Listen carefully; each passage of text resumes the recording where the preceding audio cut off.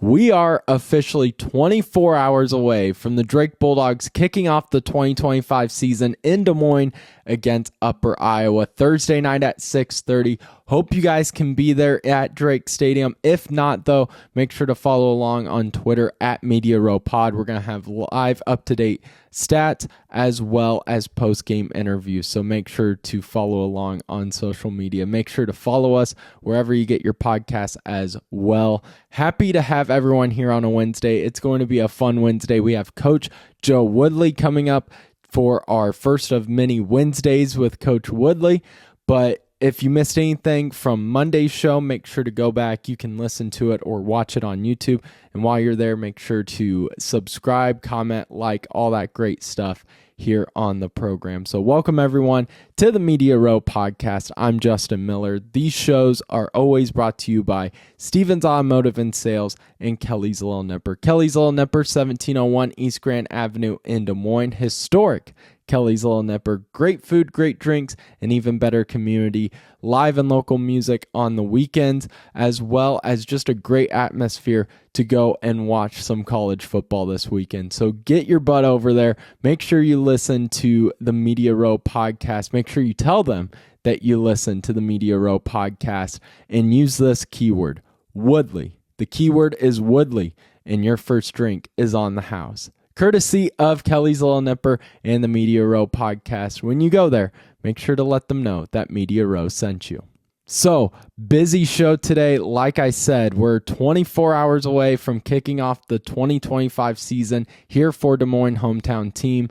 It's going to be a great atmosphere, so try to get down there. Night game, one of the only night games of the year at home for the Drake Bulldogs. They're celebrating the 100th anniversary of Drake Stadium, so fireworks will be there, and hopefully a lot of fireworks on the field as Coach Joe Woodley and his team take the field for the first time this season. But without further ado, I'm going to shut up so we can get our guest here, head coach of the Drake Bulldogs football team, Coach Joe Woodley, for our Wednesdays with Woodley here on the Media Row Podcast. So, Coach, first off, thank you so much for doing this for me. It feels so good to have the game being just a few days away and packing Drake Stadium. But I want to start here. It's a week one matchup. Both teams have new faces, as everyone in the country, maybe Drake a little more. But is the first game of the season the toughest one to prep for and prepare for because of that? You don't really have film on this team. You don't know what this team is, and you're still getting to know your team as well. Yeah. Again, first off, Justin, appreciate you having me, and appreciate what you do, and certainly for Drake, I know you've been a lifelong Bulldog, so certainly appreciate that. And yes, it's a very exciting time, and but to kind of dig into your question right away, yeah, openers are so scary, Well, I don't know if scary is the right way to put it. You just football coaches, we're just by nature we got to be able to prepare for something, and you're almost kind of preparing for a little bit of the unknown. You're kind of relying on what they did a year ago, and so much can change in a year, whether it's personnel or maybe there was a scheme that they just didn't like, and maybe they're going to try something new, and that goes for them with us. I mean, they probably know less about us than the other way around. So I think it can also be an advantage at times as well, but like you said, we're breaking in a bunch of new faces, and it'll be their first time playing out in Drake Stadium. So you gotta there's all kinds of factors at play, but yeah, you just and I guess I've just tried to, stress to the coaching staff as much as I can, and really, and I stressed it with the players. We kind of had a wrap up meeting and a brief intro into Upper Iowa last week. Which is, we kind of got a jump start a little bit. But at the end of the day, as long as you're convicted in your beliefs, offensively, defensively, special teams, if you have systems in place and rules in place, you really should be prepared for about everything. Now, if they come out in a triple option offense, military style, That's a whole different ball game. But they've had great success over at Upper Iowa. Certainly did last year, and I don't think they're going to change to that with the personnel that they have. So I think we're safe in that regard. But yeah, there's it's just a little bit of that unknown and kind of feeling each other out. Maybe out of the gate a little bit, but at the same time, you want to throw the first punch too, and that's kind of what again I mentioned to the guys the other night. We've got to start this thing fast, and nobody's going to care that we have a new coaching staff or there's new starters or you've got to respond. You've got to step up when the lights are on and be ready to roll. Freshmen aren't freshmen anymore, and so on and so forth. And guys that may have been a backup in the past that are starting now, well, they're starters, and they got to play like it, and they got to play like it in the critical moments because there's certainly going to be plenty of those, and we got to be on the winning end of those if we want to have success Thursday. What has the first, week of practice with a game coming up been like? First game week practice? Because I know through spring and through summer, coaches always talk about we want to treat every day like game day. But people are human beings. There is a different feeling when the game is this week. There's an excitement. It's like Christmas morning for the fans. I'm sure it's the same for coaches and players. So just what's been the energy like this week in practice? Yeah, so yesterday was essentially, kind of like a Tuesday practice, if you will. If you play on Saturday, we just kind of put everything 2 days ahead, the for what you'd normally do. And yeah, and you could tell there was, and plus, Justin, I mean, obviously you're here in Des Moines. I mean, this weather's been beautiful the last 2 days and kind of beating the heat. And, those are the ones you always worry about, like school starts, it's a hot practice. We've been going in the morning. It's We like didn't the have to, world knows football's coming up. yeah, They're like, all right, here's exactly. some 70-degree weather for you. Yeah, so I think that probably aided in the pep in their step, but yeah, they know a game's on the horizon, and but I'll be honest, Justin, I think these guys have been pretty workmanlike ever since we've been around them starting in the spring, and it's just a bunch of unique guys. I can't stress it enough of this, I don't know if you call it a level of football, but what this level stands for, these kids are here because they love playing. They love the game of football, and you really rarely have to twist their arm to get them going. They're highly motivated kids, both on and off the field, and certainly makes our job as coaches. I don't know if easier is the right way to put it, because you're always trying to push them to get to higher limits, if you will, and they've responded about at every turn, and I think they'll keep responding, and but yeah, they're excited. And of course Drake had a lot of success here the past couple of years before this staff got here, and they've kind of learned how to win a little bit, and that's usually one of the tougher things to get accomplished, and really much like our opponent, Upper Iowa, they had some hard times for a long time, and they kind of turned the corner last year. And those kids over there all believe that they can win close games because they won a number of close games. And that's when you're kind of getting a program turned in the right direction. Your culture is in a pretty good spot, and quite frankly, I truly believe the culture. Yeah, I know that word gets thrown around a lot, but certainly believe that's in a really good spot with the kind of kids we have. But we haven't faced a whole lot of adversity, maybe a little bit off the field, but none really when the bullets are flying. And not that I'm looking forward to those things, but I know it's going to happen, and I just got to see how. Obviously, the players respond, the coaches respond. I'm working with a number of coaches that I haven't worked with before, and where the repercussions are a little bit different on game day than they are in a Saturday scrimmage.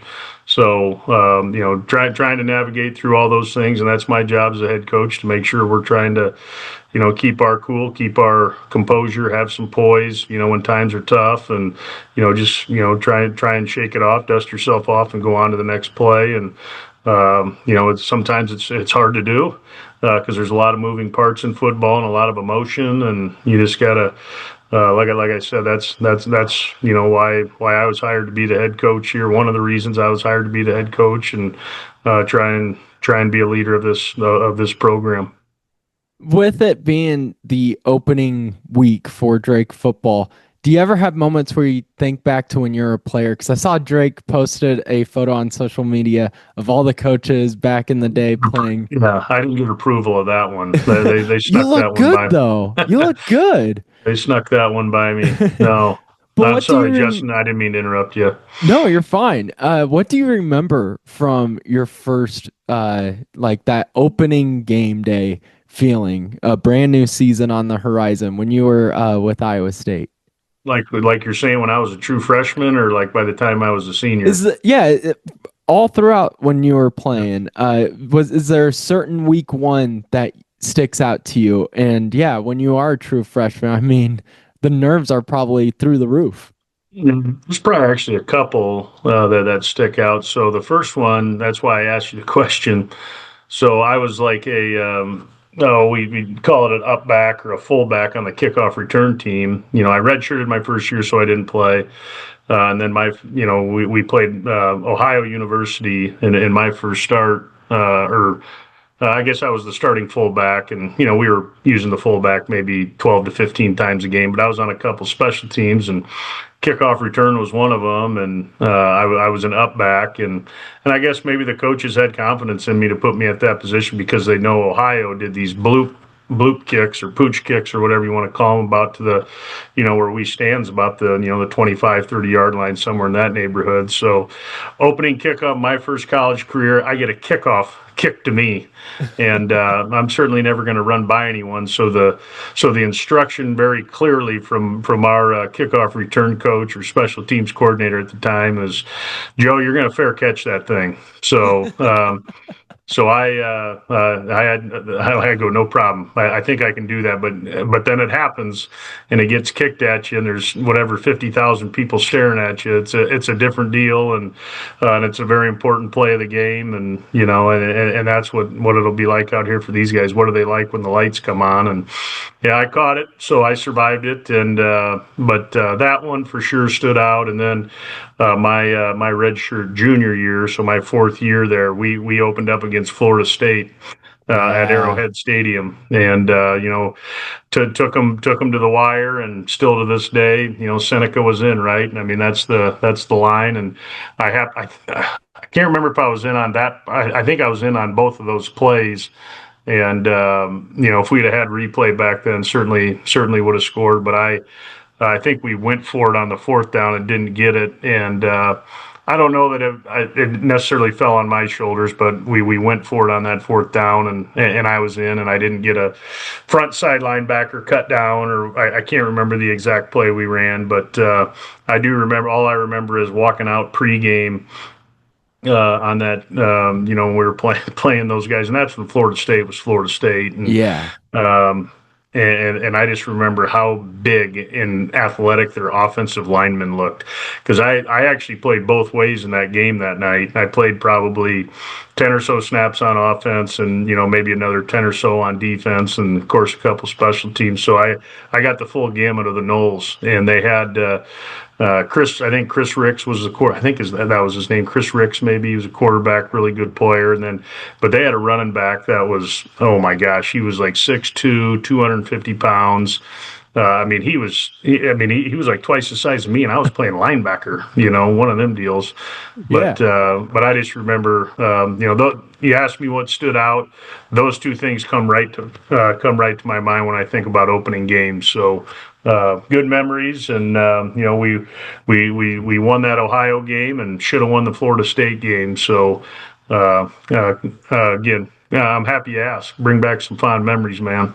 Well, what I learned from that is basically you were Travis Hunter out there before Travis Hunter. You Yeah, you were yeah. playing all over the place. Yeah, my our strength coach, because I started to do that my junior year.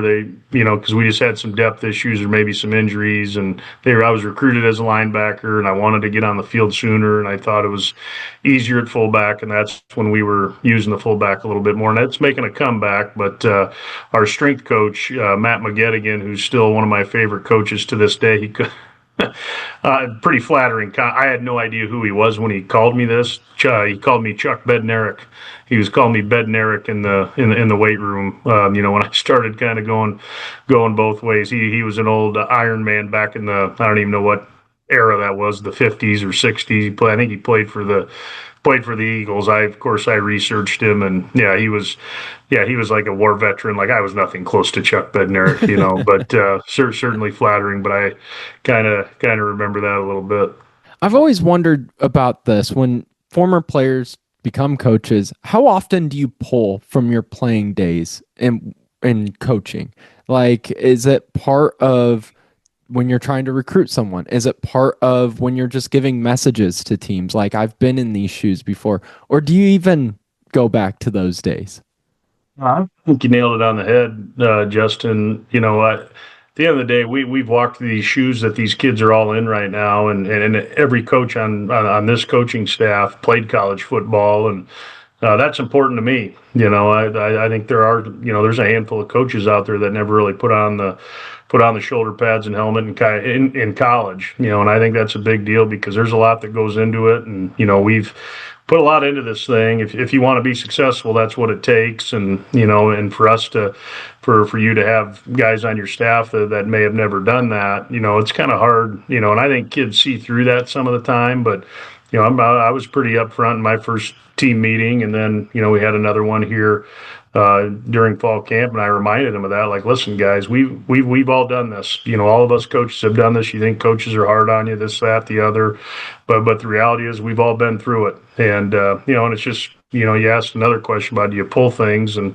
it's just like last week. This time of year you start breaking up and putting your scout teams together, look teams, whatever you want to call them, and that's always a pretty humbling day, and it's a tough day for coaches sometimes, but it is and it isn't because because I was on scout team for a year and I shared my experiences with that, and playing at Iowa State, and that was back when everybody was using two backs and tight ends and running the true isolation play, man play, and you're isolating on a Mike linebacker, and I had to do that countless times throughout the year on a guy named Dave Birchka.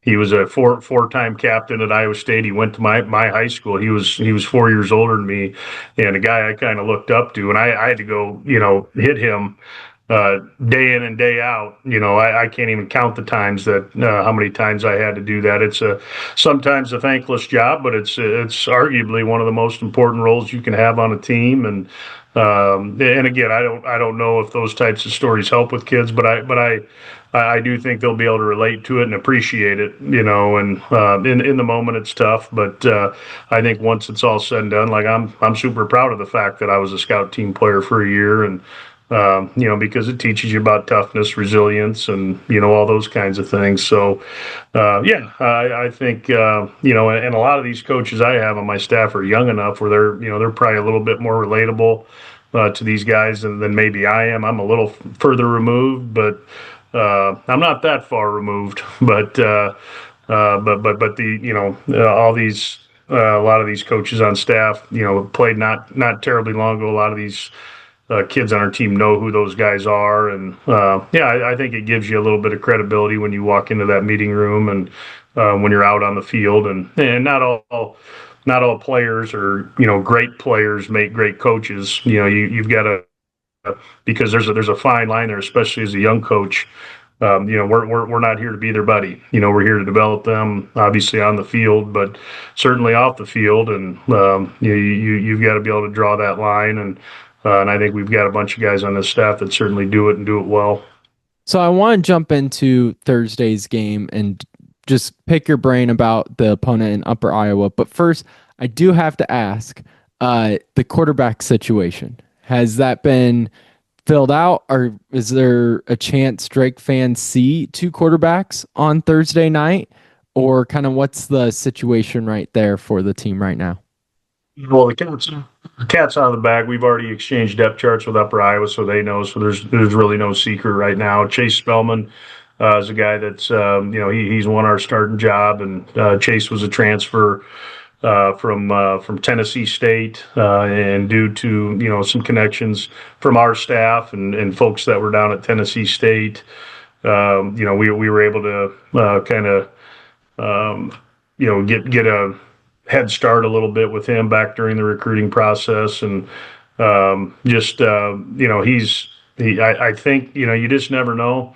until you get out there on game day. But I tell you, just watching how this kid operates and everything he's done, he didn't get with us until the summertime, so we didn't get a lot of one-on-one time with him just because of rules don't allow us to work with him in the summertime. But I word of mouth and listening to other players talk about him, and he's certainly got all those intangibles that you want in a quarterback, and he's even started to show me a little bit more. I didn't know how much like true fire he had in him. I think he was still kind of feeling his way around, and it's starting to come out, and so it tells me it's coming out at the right time with game with the game Thursday night, and I have a ton of confidence in Chase.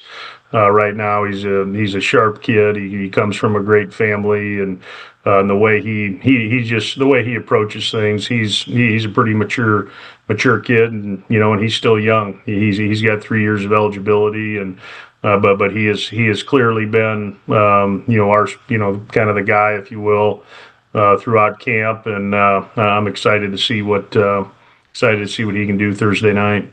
Does it feel nice to have like kind of that weight off your shoulders? Because it had been a few months of, man, just trying to figure this team out and then losing a quarterback in spring play. Yeah, I'm sure that was a lot of pressure. So I'm sure right now that's a big weight off your shoulders. That's any coach in the country, any team, man. You got to really be behind your quarterback, and our leadership group. Chase wasn't in the leadership group, but a couple of the leadership guys came to me, and even though it was in the back of my mind, like, man, a quarterback needs to be in there, but it was more refreshing for one of our players to see that and come to me and say, "Hey, coach, what do you think of this?" And I said, "Absolutely." So that just tells you how far he's come in a short amount of time, and then you look at our opponent. I believe this kid's I think he's getting ready to start his third year, so they certainly feel good about where they're at, and it's been a while since I've went into a year with a new starting quarterback. So, but I got all the faith in the world in Chase right now, and certainly believe he's gonna do great things for us. Again, I'm not expecting him to be, insert best quote. I'm not expecting him to be Patrick Mahomes Thursday night. I just want him to play within himself, and just do everything he can to help us win the football game, and that's all I can ask. And I know the effort's going to be there, the attention to detail, the preparation. Those are things I'm all very confident that Chase is doing right now. So, well, we're all excited to just kind of see him cut it loose too. So Upper Iowa comes to town on Thursday. They were a team a year ago. They were preseason eighth and picked eighth in their conference, and then was able to have a historical season, winning 7 games since 1997 and jumping all the way up for a tie in second. So this is a team that has a lot of momentum. They were able to kind of sneak up against some teams with that low preseason ranking. Now no one's looking past this team. Just what have you seen on film from this team that really kind of sets you in that mindset of we're going to get all of Upper Iowa on Thursday night? You just really look across their roster, their depth chart. They've got a lot of experience coming back at some pretty key places. Namely, like I had already mentioned, at quarterback, and I think their offensive line's pretty darn good. I want to say it's 3 or 4 guys that they return that are starters on the offensive line. So that right there alone puts them in pretty good position. Offensively, I think they got a really, really good tight end. He's a big kid, 6'5", 6'6", 250, or however big he is, and he looks big. So I guess and then they've got a kid out at receiver that's a Division I bounce back, and you can see why. He again another big kid, 6'4", 210 pounds.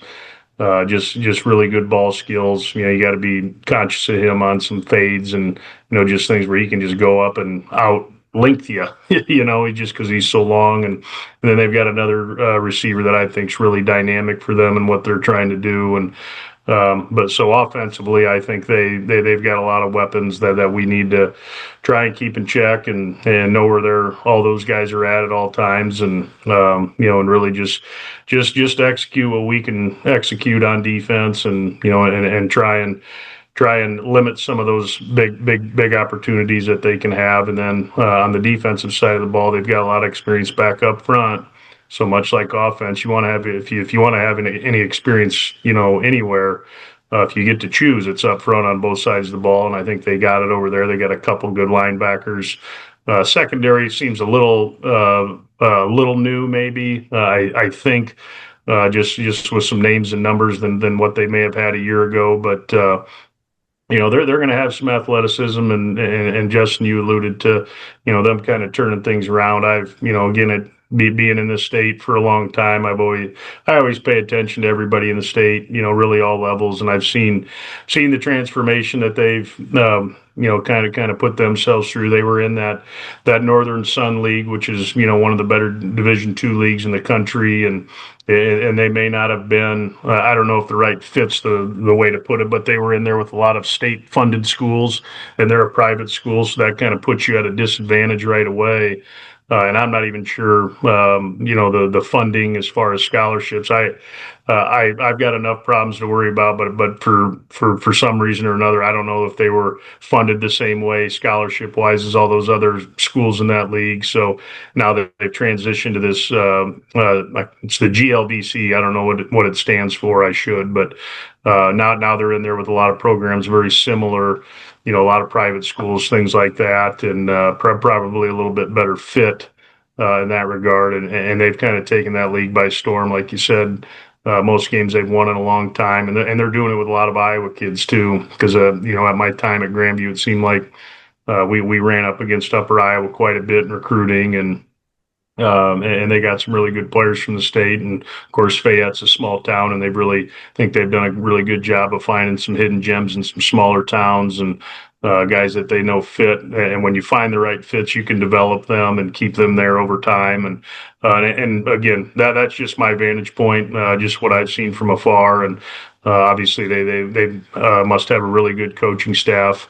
Kind of getting that thing going in the direction that they're in, because those guys believe they can win at this point. That's always the hardest part, and turn the program around. And I'm sure they're going to come down here fully expecting to win a football game. And as a competitor, that's how you want it on both sides. Let's find out. Let's find out what we're made of, and it should be a great opportunity for us. I'll finish up with this one because I've already taken way too much of your time, but I'll finish up with this just from what you've seen on film with Upper Iowa and what you know of your team as of right now. Just, is there something in particular that Drake needs to zero in on to be successful on Thursday? It'd be really boring here, Justin, as most coaches are, but there's really no magic formula or magic thing I can say, but really you just can't beat yourself. And sometimes in openers, I think there's a lot of teams that fall victim to that. They may lose sight of all the details that go into winning, and it's not about a scheme or a play or anything like that. It really boils down to fundamentals and controlling what you can control. Don't let the moment get the best of you. Everybody's going to have adrenaline pumping through them. Who's going to have that poise? Who's going to be able to take a deep breath in those tough moments and go up and make those winning plays? And I think that's really what this game will boil down to. And I'm certainly confident in our guys that because I do I know maybe our depth chart doesn't quite look like it did a year ago. But we still have a lot of veterans on this team. We have 34 seniors, and there was 23 fifth-year seniors a year ago. So, but our seniors are just 4-year seniors. I think we only have one or two fifth-year guys. So we've still got some guys that have played a lot of football here. Their name just may not have been listed first on the depth chart in the past, and they've waited their turn. And we had an opportunity in the spring to develop them, and we've had about a month now to continue to do that, and we're relatively healthy. If you'd have told me we would have been about like this before we started, I'd have taken it. just because spring was a nightmare.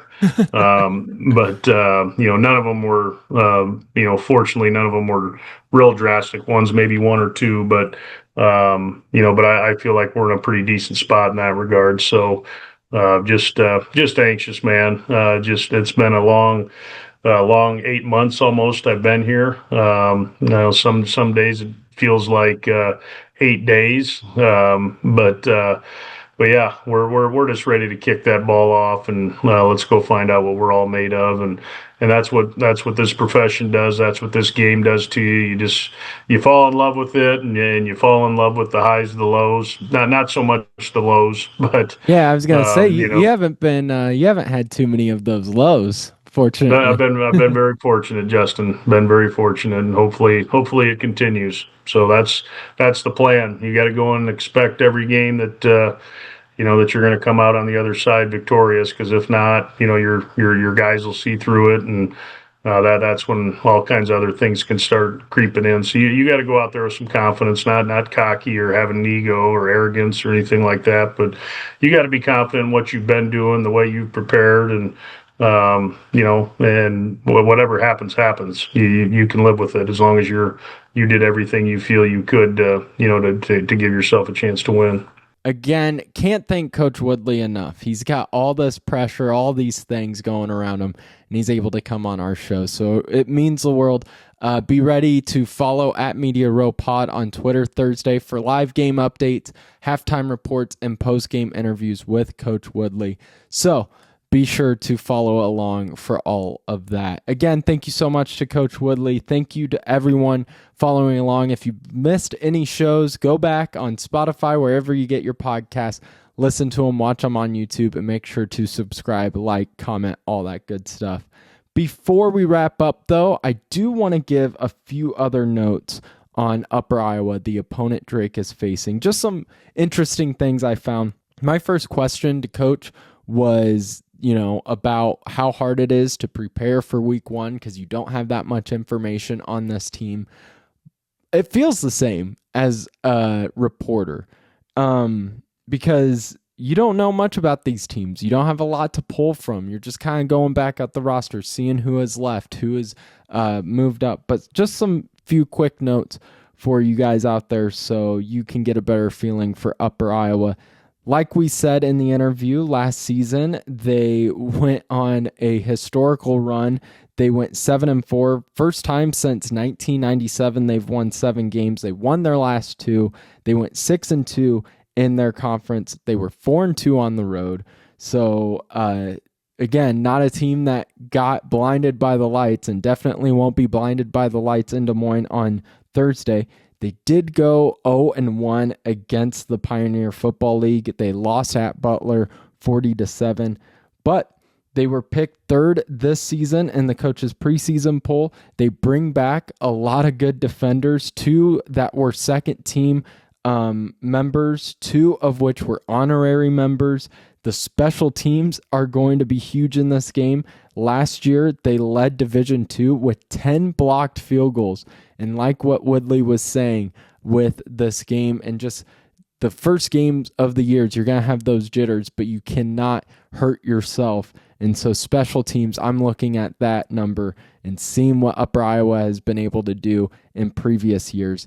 And now, as they come to Des Moines, I think special teams are going to be crucial. Very similar, Iowa State, Kansas State, maybe not in the same magnitude, but just turnovers are going to be really crucial in this one as 2 really strong defenses go at it. But that's kind of a quick little update on Upper Iowa. Once again, a huge thank you to Coach Woodley for hopping on today. But before we wrap up, need to give a shout out to Stevens Automotive and Sales, 5320 Northwest Beaver Drive in Johnston, Iowa. 35 years of family owned and operated here in the state. Perfect place because they're great at communicating. They can fix whatever you need fixed. They can get you whatever you need. Also, there's no BS aligned with it.